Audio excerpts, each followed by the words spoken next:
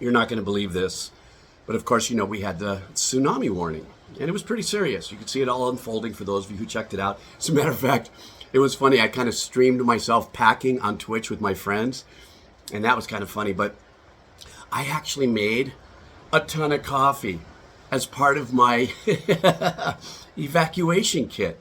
Yeah, I had my clothing. I got medications, old man stuff. I even took the tower of my hard drive. I was like, I don't care if I could buy new monitors and speakers and stuff, but there are a lot of stuff in here. It'd take a hell of a long time to reload and stuff. But I made coffee. I have those thermoflasks, and I've got one that's actually about a half a gallon one.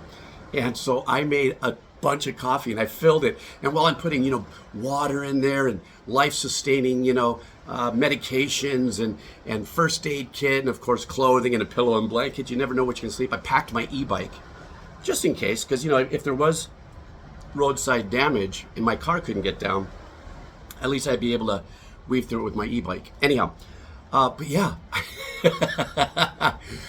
I did not leave my house until I made coffee. At that point, once the coffee was in my car, I felt complete. Am I an addict? Or is that just a thing? Oh, here comes the comments. Because I know some people say it's a drug. I get it. It is.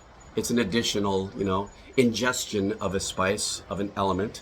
And it does give you, but look at it's, what time is it right now? It is, it's 7 o'clock, a little after 7, and I'm drinking coffee right now. I don't get affected the same way as a lot of people do. So I can drink coffee at 7, and I can be in bed in about 3 or 4 hours. So anyhow, I just thought I'd let you know. I packed coffee as part of my evacuation kit for the tsunami. I think I might have a problem. You tell me. You guys take care. Don't forget to count the wins. See ya.